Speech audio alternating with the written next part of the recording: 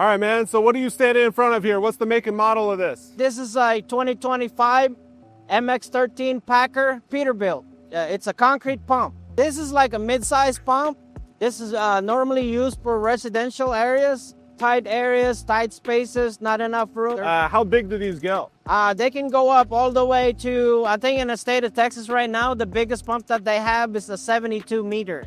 Oh, wow. Yeah, so that's going to be all commercial stuff. that's like when you're talking about pouring like 10-story building, bridges, monolithic buildings like Tesla and all of that. Yeah, So huge patch, yeah. About twice the size of this machine here. 3 times the size of this one. Those things can reach anywhere from 180 feet all the way up to 260.